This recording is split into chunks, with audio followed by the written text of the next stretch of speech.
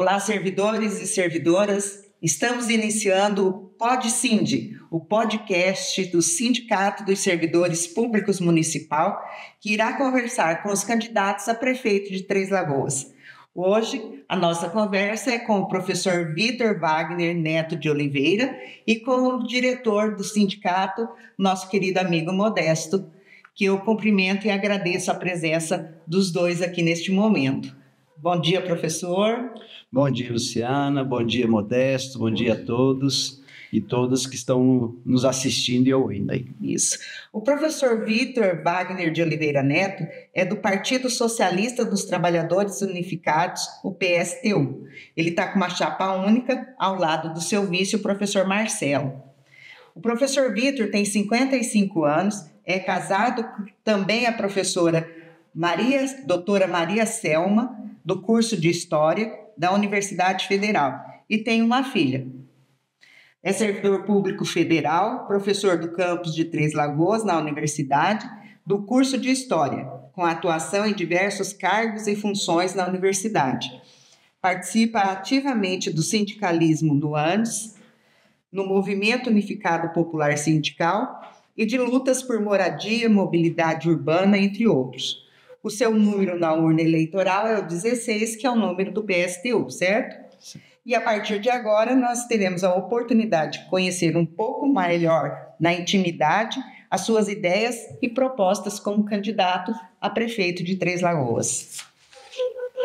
Obrigado pelo convite, primeiro, por estar aqui no sindicato. É sempre um prazer dialogar, conversar com os companheiros dos sindicatos, de uma forma geral, aqui na cidade.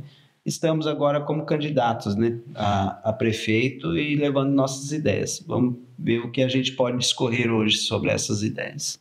Certo, professor, é um prazer, uma satisfação recebê-lo aqui. Esse formato aqui em podcast, nós que já somos muito experientes em podcast, foi concebido justamente para que a gente pudesse contribuir com a democracia, que a gente pudesse oferecer particularmente aos servidores públicos, por nós representados, mas não somente a eles, para a população em geral, a oportunidade de conhecer um pouco mais na intimidade de cada candidato, Porque, às vezes, na correria, as pessoas não têm esse tipo de oportunidade. Então, isso foi concebido. E esse nome é interessante que a Luciana falou, já PodSind. Não sei se o senhor conhece, nós temos uma mascotinha aqui no sindicato, uma macaquinha chamada Cindy, apelidada por nós de Cindy, É da raça dos bugios. Inclusive estava fazendo aqui uma apresentação para nós agora mesmo, tomando sol, e foi inspirado nela. PodSind é o podcast do Sindicato dos Servidores Públicos Municipal. Espero que a gente possa ter daqui para frente esta oportunidade de conhecê-lo na sua intimidade um pouco mais. Obrigado, e vamos para a conversa, E é interessante esses espaços, porque contribui com o debate, com a exposição de ideias e com a democracia, é isso, Eu acho que é papel também dos sindicatos ampliar o alcance do debate eleitoral, porque muitas vezes é restrito, especialmente para os partidos pequenos e para as candidaturas que não são majoritárias, ao menos, ou hegemônicas economicamente. Então, esses espaços são valiosos para a gente expor essas ideias. É isso aí. Professor, o senhor já tem um histórico de trabalho como servidor público, a nível federal, como professor na universidade, já participou de vários movimentos sindicais, inclusive no Movimento Unificado, que a gente participou também. E a gente entende que a valorização do servidor público é uma temática muito recorrente, sensível, recorrente, sensível, e é importante para a gente. O que o senhor acha que é importante para valorizar o servidor público no caso do município? Então, é importante esse debate, porque especialmente a população mais pobre, aquelas que mais necessitam dos serviços do Estado, são aquelas que têm mais uma relação maior com os servidores públicos de uma forma geral. Então, os serviços públicos e os servidores públicos, eles são importantes sumamente importante, de uma forma geral, desde a esfera federal, estadual, a municipal, porque é ele que vai prestar esse serviço para a população. Quando se trata de município, isso é mais visível ainda, porque o contato da população é direto, é mais próximo, né? É direto com os servidores. Então, é no posto de saúde, na própria prefeitura, né, quando vai lá resolver o seu problema de IPTU, enfim, na limpeza pública, no cotidiano, você tem contato com os servidores. Então, é uma categoria de trabalhadores super importante, todavia, é muito desvalorizado pelo poder público, novamente, União, Estados e município. Tanto é que é sempre uma briga muito grande para a gente conseguir reajuste salarial, para a gente conseguir, né, avançar nos planos de cargos e carreiras e salários.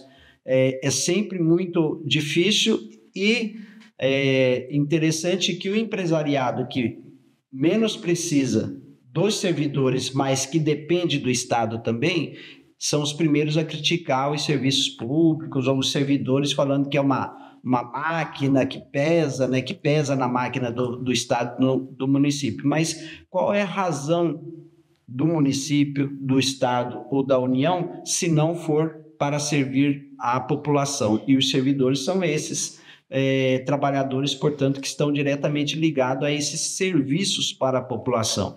Então, a valorização é essencial. A valorização nos salários, nas condições de trabalho, né, no cotidiano desse trabalhador, porque é um trabalhador que é diferente da iniciativa privada, com certeza, não é a mesma relação e não deve ser a mesma relação de trabalho, mas é um servidor que, como qualquer outro trabalhador, necessita de ter amparos, principalmente nas condições de trabalho e também de salários e de plano de cargos e carreiras, que aí nos diferenciamos bastante da iniciativa privada, que são poucas as empresas que têm, por exemplo, um plano de cargos e carreiras muito claro, estruturado e explícito, né? Muitas vezes fica sob a decisão monocrática lá do patrão. Agora, para nós, não, né? Até para tirar isso que já foi muito mais forte dentro dos serviços públicos, que ainda persiste, que é essa ideia do apadrinhamento, né, dessa coisa de que sai um prefeito, no caso do município, entra outro prefeito, demite, muda funcionários. Para evitar isso, é que tem um servidor público concursado, efetivo, que entra na carreira dos serviços públicos a partir de um concurso, né? Portanto, eliminar a função, aquele servidor contratado temporariamente, é melhorar a qualidade de trabalho, a qualidade do serviço prestado e as condições de trabalho, porque daí você também tem perspectiva de crescer na carreira. O servidor contratado não tem isso e fica sob o comando, sob o mando, né, do prefeito de plantão, do gestor de plantão, né? Eu acho que, então, a valorização dos serviços públicos, dos servidores públicos, passa por aí. Concurso público e valorização da carreira, né, e dos salários. Em relação a esse ponto que o senhor está tocando, valorização da carreira, nós estamos enfrentando há anos já a expectativa, né, da revisão do nosso plano de cargos, carreiras e salários, né? Acho que o senhor acompanhou aí pelas mídias sociais a nossa luta de muito tempo. Nós tínhamos a expectativa de ser implantado em 2023 até dezembro, depois isso foi para 2024 até abril, depois essa data até junho, e não ocorreu, né? O senhor tem, e uma comissão especial fez um trabalho magnífico, com a participação até da nossa presidente, na elaboração de proposta dessa revisão. O senhor pretende, se for eleito, utilizar esse trabalho que essa comissão já fez e, digo mais, dentro do primeiro trimestre, o senhor já teria condições, já com esse estudo que já está em mãos, de implementar um novo plano de cargos, carreiras e salários dos servidores públicos? A nossa candidatura, ela vem, né, do PSTU, com esse compromisso com a classe trabalhadora. Não teria que ser diferente no trato com o servidor público. Então, nós não teríamos o porquê não atender as expectativas dos servidores públicos municipais. Isso se dá também no debate que a gente tem, por exemplo, na esfera federal, né? Nós tivemos nas universidades federais uma greve agora praticamente de 2 meses, que saímos com praticamente nada, porque o governo federal foi intransigente. Agora, nesse momento, está a Fiocruz, a Fundação Oswaldo Cruz, também, que é uma entidade federal, uma organização federal. Os trabalhadores também estão no embate e não há diálogo. Eu acho que a função de um prefeito ou de um governo, né, construída a partir das lutas sociais, a partir das lutas dos trabalhadores, é esse. O primeiro ponto é o diálogo com aqueles que vão prestar os serviços do Estado que ele está gestando. No caso nosso, nós temos esse compromisso e assumimos esse compromisso de logo de imediatamente, ao assumir a prefeitura, colocar em funcionamento essas demandas, colocar na ordem do dia essas demandas que são dos servidores. Nós já tivemos, olhando com carinho essa demanda, essa reivindicação, sabemos dessa comissão, da construção que foi, era para ter sido aprovada agora, já passado na Câmara em 2024, então a Câmara está encerrando, portanto, o ano sem aprovação, que era setembro, né? Junho. Era junho.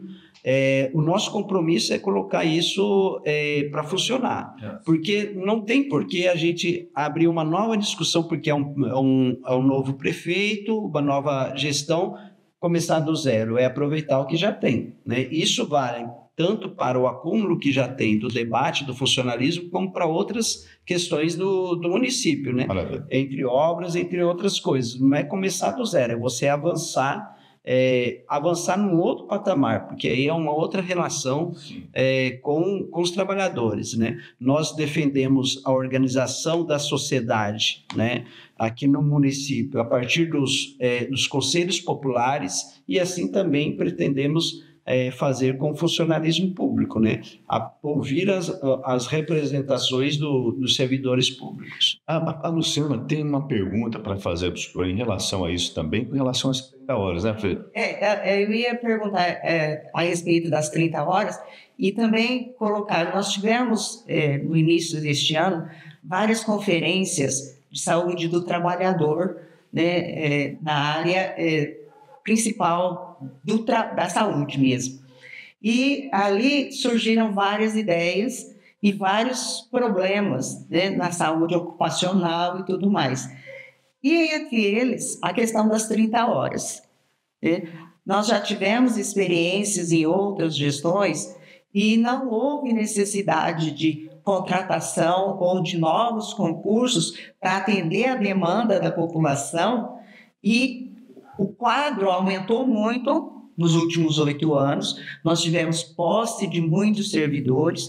Então, o que nós entendemos é que é possível fazer as 30 horas sem ter que contratar novos servidores ou abrir novos concursos, uma vez que o nosso limite prudencial está, nós vamos conversar sobre isso mais tarde. Mas essas 30 horas, o que o senhor acha? Então, antes de eu entrar nas 30 horas propriamente dos servidores públicos aqui em Três Lagoas, nós temos um debate que é internacional, não é nem só do Brasil, que é a redução da jornada de trabalho sem redução de salários. Sim. Que esse é um embate do movimento operário, do movimento dos trabalhadores mundialmente. Por quê? Porque nós avançamos, mesmo na sociedade atual, nós temos o desenvolvimento tecnológico que nos permite trabalhar menos. Mas esse trabalhar menos não é para explorar mais o trabalhador, né? Na realidade, no capitalismo, a tecnologia funciona para explorar mais a mão de obra, para explorar mais o tempo de trabalho e acumular mais riquezas privadas na mão do empresariado. Nós achamos, né, e defendemos, e isso é um movimento internacional, de que o avanço tecnológico hoje, o avanço da organização, mesmo da produção, permite que o sujeito trabalhe menos e tenha mais tempo para conviver com a família, de lazer, de cultura. Para conhecimento, né? Para conhecimento, desenvolvimento de si, do que trabalhar até a morte, né? Muitas vezes que você trabalha até não dá mais. Isso é possível na iniciativa privada, é a bandeira nossa internacional, né, de redução da jornada de trabalho sem redução de salário. Há quantas horas? Em nível internacional, o debate é 36 horas. E isso já tem sido implementado em vários países europeus, por exemplo, mais da região norte do globo terrestre, né, que são os países mais desenvolvidos. No caso dos servidores públicos, é possível, né, e nós implementaremos. Porque 30 horas, pelos estudos, inclusive, que vocês fizeram, pelas experiências já consolidadas, de você fazer revezamento, jornadas, né? De você organizar a administração e o tempo de trabalho que permita com que essas pessoas possam, né, viver mais o tempo com a família, com a cultura, enfim, viver, né, e trabalhar da mesma forma e atender bem sem comprometer o serviço público. Sem comprometer o serviço público. Pelo contrário, você pode aumentar até o tempo, 12 horas em vez de 8 horas uma unidade de trabalho. Então, aí são os tempos de trabalho, as jornadas que você vai organizar, né? E um trabalhador, né, que vive bem fora do trabalho é um trabalhador que desempenha bem sua função no trabalho. Essa é a ideia. Você não é explorar até o sangue, sugar o trabalhador até o limite das suas possibilidades, porque isso vai impactar também no serviço público, que é adoecimento, afastamento por várias questões que nós temos, né, que são o adoecimento do trabalho. Então, isso é possível, né, e sempre no diálogo, no debate com os trabalhadores e com as suas representações dos sindicatos. Maravilha. Vamos mudar um pouquinho o tema, porque, olha, o senhor falou aí de adoecimento, né? Isso me chamou a atenção aqui para o tema do negacionismo, que é recorrente agora nos últimos anos. Só para você ter uma ideia, a campanha de vacinação aqui no município, metas estabelecidas para 2023 no estado, né? A poliomielite, a meta era de vacinar mínimo de 95% das crianças, né? Foi atingida a meta de 84,64%. No HN1, mínimo era de 90% e atingimos 79,83%. Febre amarela, atingimos 79%. A meta era 95% vacinados. Isso teve um impacto negativo, evidente, né? No setor aqui de imunização, que sempre foi um setor e é um setor que trabalha com excelência, né? Mas isso foi provocado, essa cultura, quase uma cultura do negacionismo. Como que o senhor entende esse problema? O senhor acredita que há esse negacionismo? E como poderia enfrentar isso na sua gestão, se for eleito? É um problema sério, não é só aqui em Três Lagoas, eu acho que é nacional isso, né? Não digo que é internacional, mas em outros países também tem essa onda do negacionismo que vem com o recrudescimento aí da ultradireita. E aí está a contradição, né? Porque nós temos candidatos aqui que representam essa forma de política da direita, da ultradireita, se aliando ao governo anterior, né, que era negacionista, que é a partir desse movimento, né, dessa direita anterior que estava no poder federal, que nós chegamos a esses números, né, da redução da imunização por vacinas no país.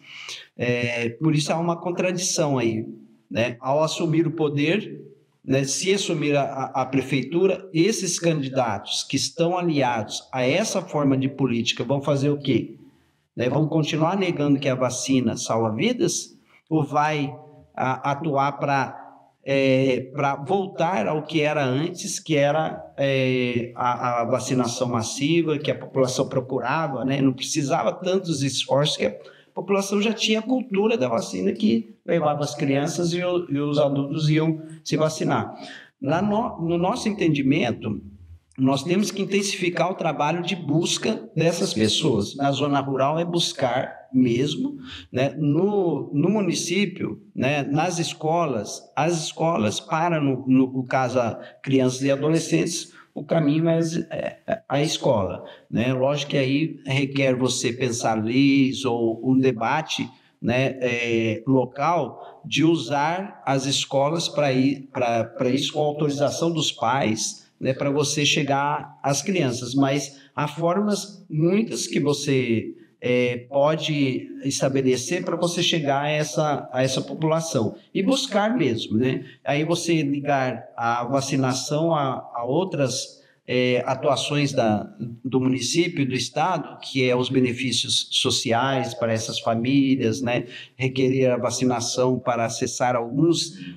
Tudo casado, né? Tudo casado, né? É possível você reverter, porque isso daí trata-se de combater o negacionismo, portanto, combater essa política da outra direita, que não é só na saúde, mas a saúde impactou muito a partir da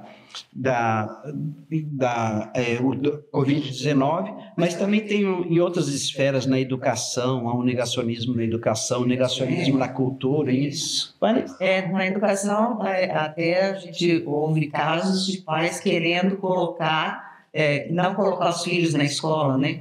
Ainda mais se for obrigado a vacinar para colocar na escola, eles preferem fazer uma educação domiciliar, que infelizmente que nós ainda não temos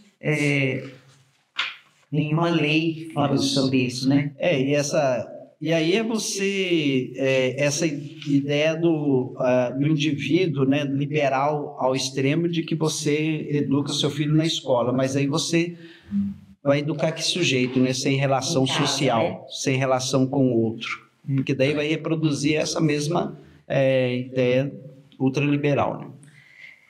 A gente... de assunto. Isso. A gente, no município, desde 2014, nós temos instituído o nosso Instituto de Previdência próprio.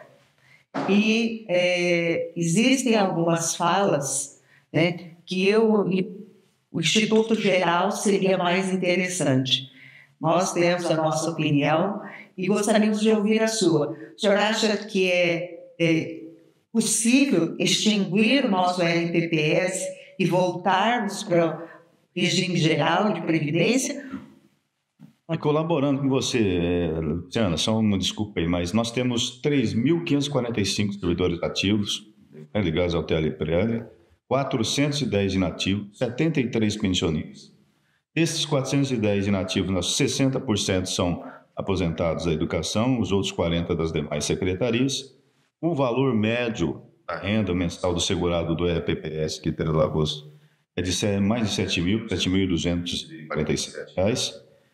O nosso instituto é o quarto maior RPPS do Mato Grosso do Sul, primeiro Dourados, depois o próprio Mato Grosso do Sul, Corumbá, e o nosso já é o quarto, com uma reserva de mais de 300 milhões já aplicados, uma saúde financeira e administrativa muito robusta. Só para dar uma ilustrada para o senhor, nosso instituto, a gente tem um entendimento que ele tem que ser fortalecido, ele tem que ser preservado e como é gestado, gerido, né, por nós, servidores públicos, jamais deixar que volte a situação para ir para o regime geral, porque nós entendemos que aqui os servidores têm regras mais vantajosas em todos os aspectos. O que você acha disso? A gente tem aqui a proximidade com o nosso RPPS, a facilidade de acesso a informações e tudo mais. Então, qual seria a sua ideia em relação a isso? Então, todas as reformas da Previdência até o momento vieram para retirar direitos dos trabalhadores. Assim é no governo federal, no estado, quando também do fim, no desmonte, né, dos regimes próprios da Previdência, e joga geralmente o trabalhador para a Previdência privada, né, para complementar, que é a Previdência privada. Na esfera federal, de onde eu sou, também tem esse movimento, né? Criado em 2013 o FUNPRESP, que é para... O FUNPRESP é outro termo, não sei se é FUNPRESP, mas quem passou a entrar no Serviço Público Federal, nas universidades federais, a partir de fevereiro de 2013, agora tem que complementar a Previdência com a Previdência privada. No caso aqui do município, veja, você falou aí do valor médio de 7 mil dos que já estão, né, desses 400, atualmente, né? Atualmente. E 10 inativos aí atualmente. Esse é maior, me parece, do que o limite da Previdência Geral. Chegando muito, muito próximo, que é 7.400. Então, o problema está aí. Se você for para o regime geral, você vai estar no teto do... Exatamente. E aqui não. E aqui não. É um dos problemas, né? Outro problema é toda a burocracia, a dificuldade que é o que você falou. Aqui é um regime pensado para Três Lagoas, para os servidores daqui. Gerido por servidores. Gerido por servidores. Agora, o regime geral é aquilo que a cada governo faz uma reforma para diminuir direito, para excluir direito do trabalhador. Então, e essa ideia de que a Previdência da deficitária, que a Previdência, isso não é verdade em nível nacional e também não é verdade porque ela se sustenta a partir do momento que você valoriza o trabalhador, porque o trabalhador nativo ele está contribuindo para o INSS. O problema, ou para a Previdência, né? O problema é que muitas vezes o patrão, e aí pensando no governo, não repassa o devido.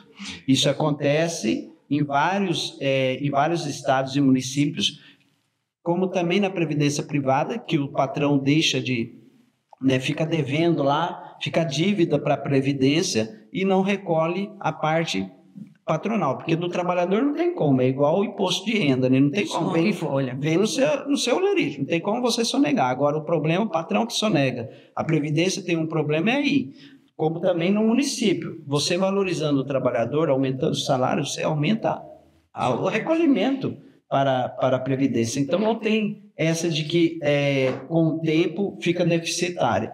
É a forma de que você vai gerir e organizar essa Previdência. Nós temos aqui uma gestão muito responsável, né, no nosso RPPS, que tem dado bons resultados.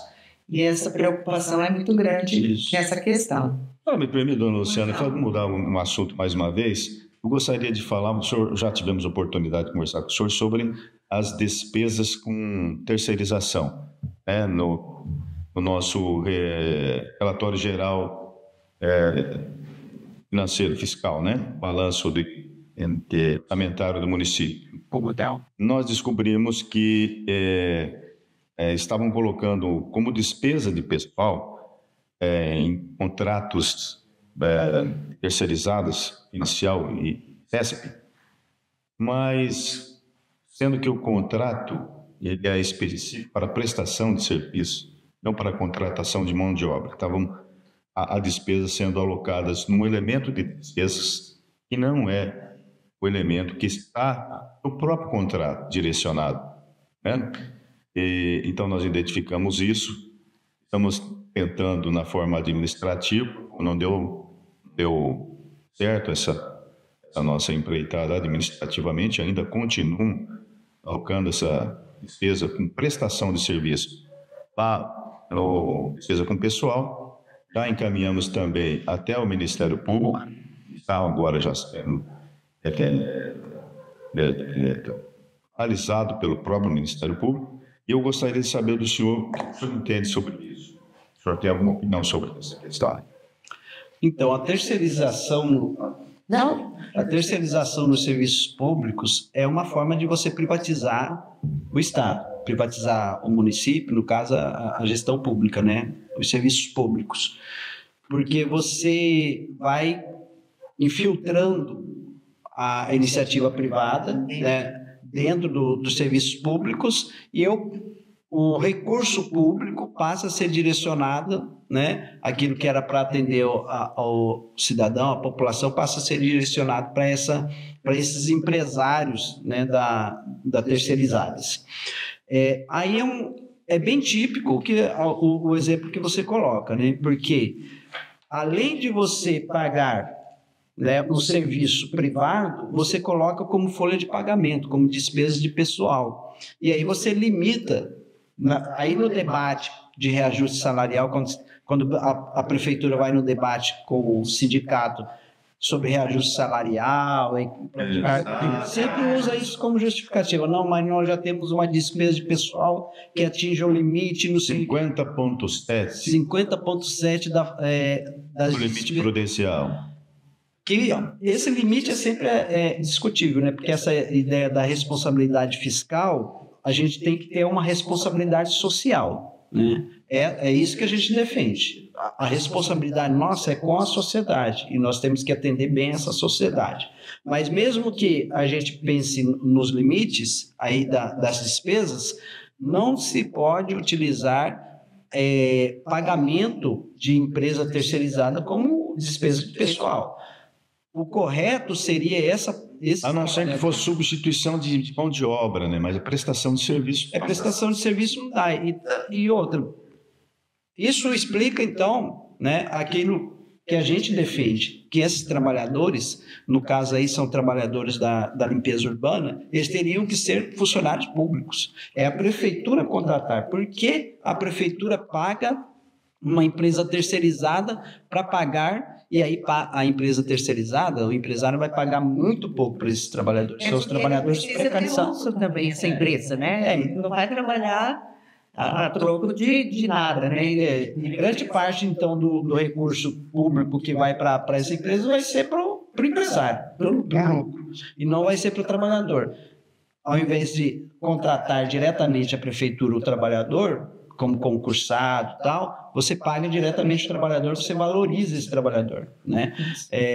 Então, isso nem sempre foi o serviço público, nem sempre teve terceirizado. Na realidade é essa, né? Parece que a gente não vive mais sem empresas terceirizadas. E é o contrário, nós vivemos muito tempo que era contrato direto, que era a relação direta do Estado com os trabalhadores, né? E nós temos que retomar isso, né? Na realidade, abrir concurso e ter empresas públicas que prestem serviço. Maravilha. Olha, nós já estamos chegando aos 35 minutos, e a gente tem, nós temos que abrir espaço também para que o senhor possa falar de algum assunto assim que eu gostaria de debater aqui com a gente.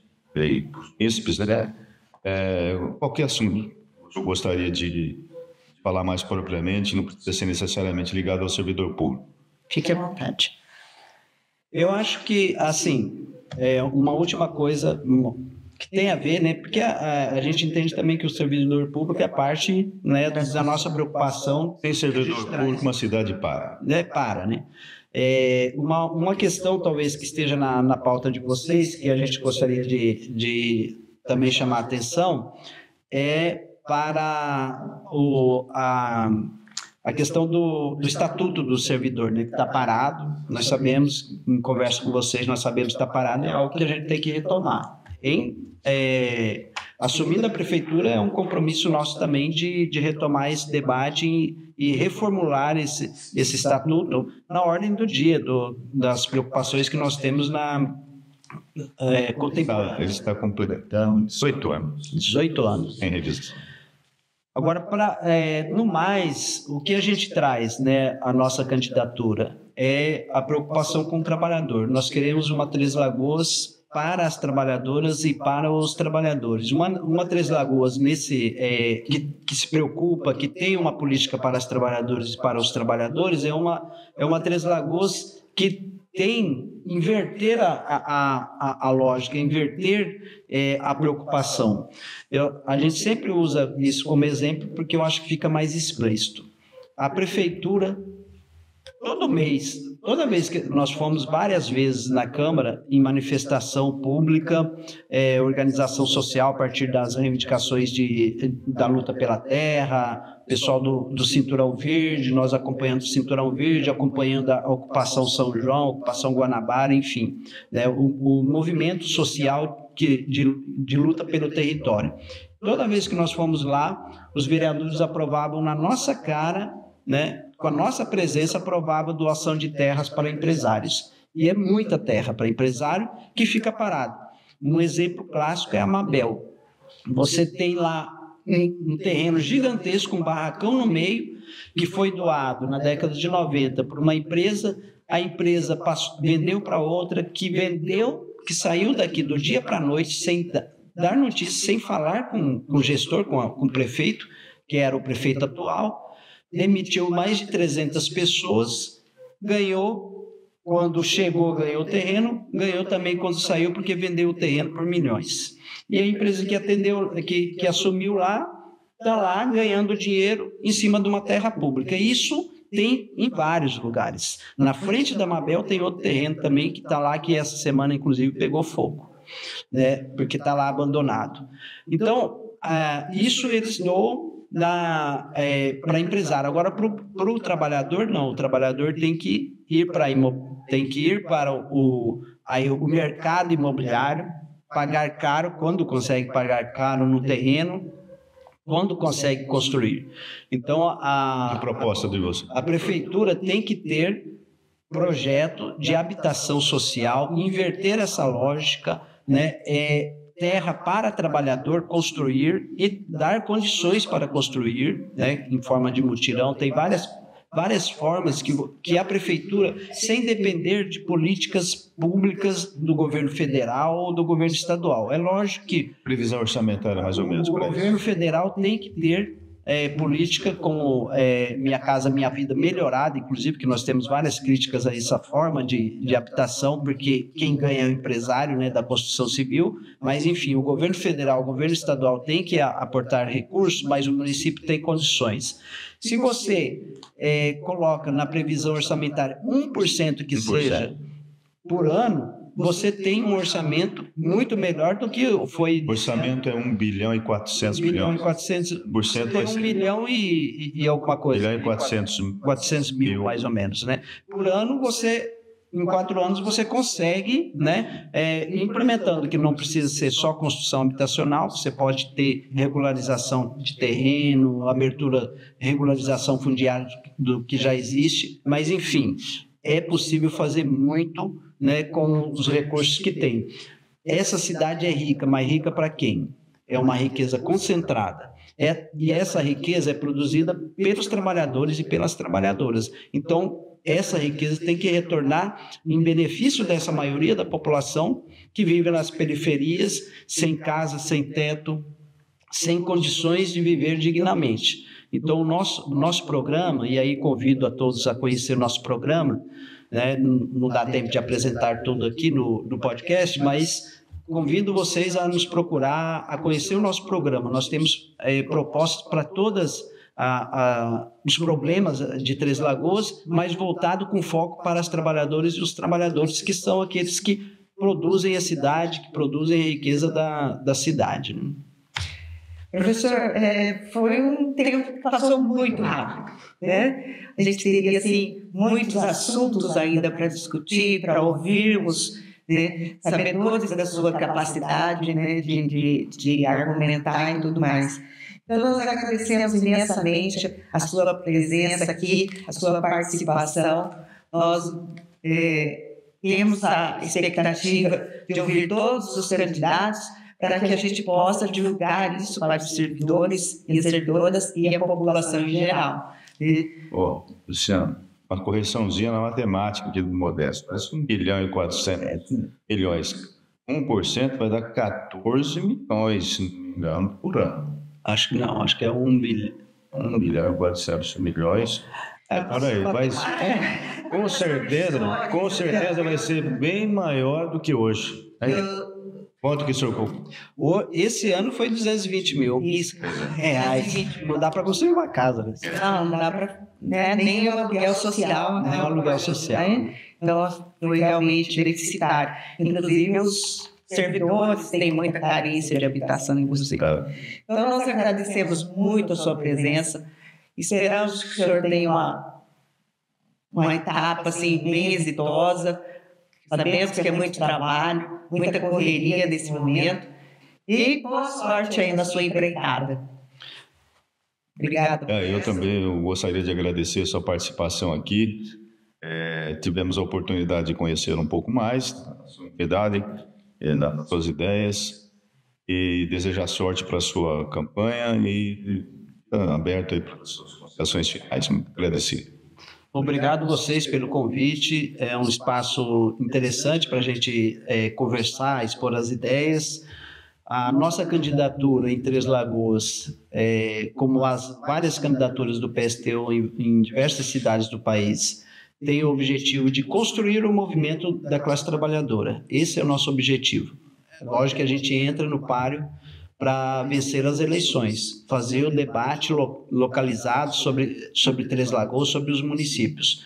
Mas nós queremos sair desse processo eleitoral com movimentos da classe trabalhadora organizada e os que já existem fortalecido, porque acreditamos que a mudança, né, profunda que a sociedade necessita, né, é a transposição, é passar por... é derrotar o regime que nós nos encontramos, o sistema que nós nos encontramos. Nesse sistema, quem ganha é o empresariado. E aí, quando a gente fala de empresário, é o grande empresário, não é a arroz do salão, o seu José do boteco, a lojinha que está ali, que a família toda trabalha. Esse é um trabalhador precarizado, inclusive, que se não tiver todo dia no negócio, a coisa não caminha, que é toda a família envolvida. Esse não é empresário, e para esse, inclusive, não tem políticas públicas. Né? Tem para o grande empresário, tem a doação de terra, tem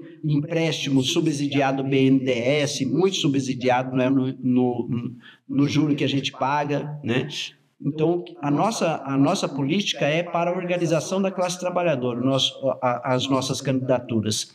E caminhamos nisso, né, para organizar e fortalecer os movimentos, para colocar uma outra alternativa de organização de sociedade, uma sociedade que caminhe para o trabalhador, né, auto-organizado. Daí a gente defendeu os conselhos populares, né? Muito bom, muito obrigada, professor, muito obrigado, servidores e servidoras. Esperamos que esse podcast venha auxiliá-lo na sua escolha. Obrigado, minha gente. Tchau.